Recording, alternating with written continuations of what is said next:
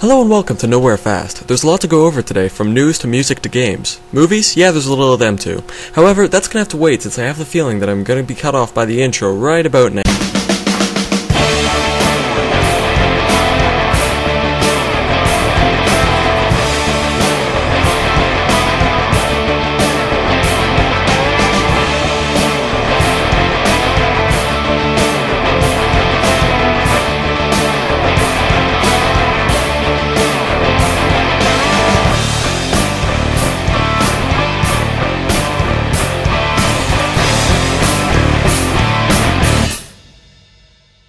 Well, that went well. Anyway, before we get into any of the stuff I hinted at before I was interrupted, we've got another formality to take care of. In addition to me, Soul Extractor, and Pineapple Pie, there's another new member of the team. This guy's name is Colin, but his username is Shadowmaster, so let's make his discerning trait be that he's the same color as the background. I'm pretty sure that's recognizable, wouldn't you agree?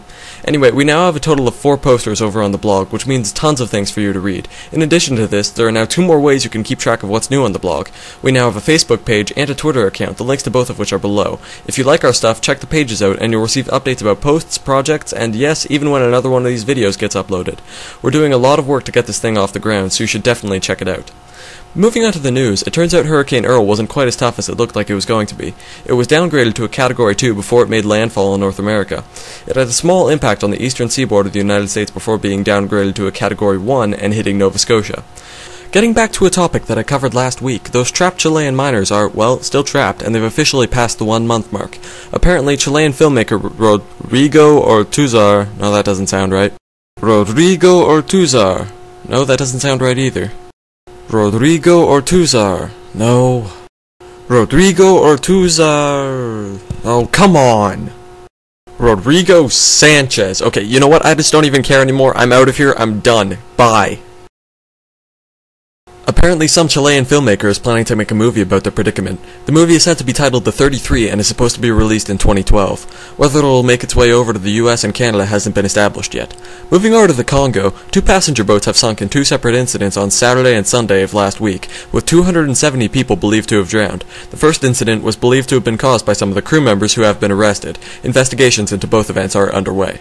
The only other really newsworthy event that happened in the past little while that I can think of would be the end of the US combat involvement in Iraq. Operation Iraqi Freedom has come to an end, with Operation New Dawn taking over, which apparently gives them a more passive role.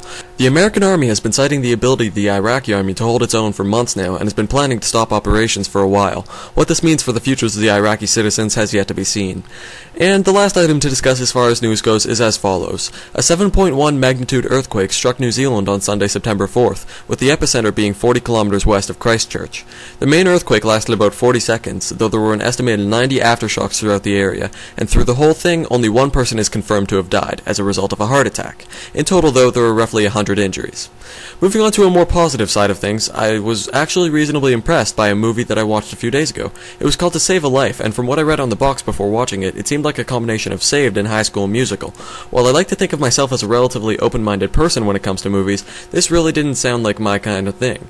However, I did take the time to watch it, and it was actually pretty decent. It wasn't a great movie, and I can't honestly say I'd watch it again, but for a one-time thing, it was certainly better than some of the movies out there. I have had a relatively good few days as far as music goes too. I recently picked up the new albums by Streetlight Manifesto and Squeeze, so I've got my music fixed for a while. Onto a topic that I haven't discussed before, I've actually been enjoying reading a few books lately. Finding that hard to believe? Well, too bad. A while back, I started reading a bunch of classic books, making my way through George Orwell's 1984, Ray Bradbury's Fahrenheit 451, and even Oscar Wilde's The Picture of Dorian Gray. Lately, I've come back to the present, reading For the Win by Cory Doctorow, which was actually really good, and I've moved on to Mockingjay, the final book in the Hunger Games trilogy by Suzanne Collins. If you haven't read them, I'd strongly recommend checking them out. I'm also looking forward to the release of Genius Wars by Katherine Jinks on September 15th, and I'd recommend it and its preceding books too, if you're looking for a good read, of course.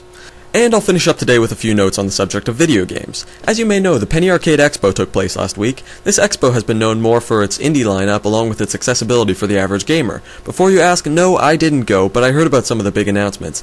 Games that have already received publicity such as Portal 2, Killzone 3, and Little Big Planet 2 were shown in a little more depth, and Microsoft's Kinect got some more attention. But by far the biggest announcement of the convention was regarding the most famous game to never be made, Duke Nukem Forever. I'm sure a lot of you know the story behind this already, but I'll just give a short version. 3D Realms, the developer of the Duke Nukem games, started production on Duke Nukem Forever back in 1997. There were various roadblocks and struggles, with everyone's skepticism being held at bay by the occasional release of video or screenshots from the game in progress. In 2009, that's right, 12 years after production began, 3D Realms lost funding, laid off most of its staff, and officially cancelled production. Add to this the fact that it was the subject of a lawsuit or two at this point, and you can see why the gaming community at large thought any chance of a new Duke Nukem game was completely beaten into the ground.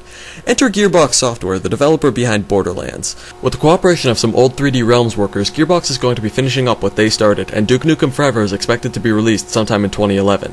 One last thing before I go. I recently discovered a Flash game floating around the internet by the name of Happy Wheels. It's graphic, it's gory, and it's pretty much not safe for work, but if you have a chance and you aren't squeamish, I would wholeheartedly recommend checking it out. Unfortunately, the main site has been crashed from too much traffic, so I've included a link to a demo of the game hosted on another site too, in case it goes down again.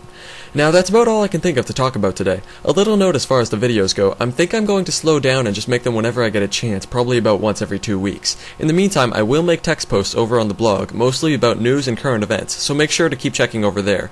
Well, until next time, keep going nowhere. Whoa, wait, hold on a second. I get the feeling that I'm forgetting something, like there was something that I had to do and I haven't done it yet. Oh wait, yes, now I remember. I have to pose dramatically with sunglasses on and violently shoot Soul Extractor as I do in every video. I can't believe I almost forgot about this.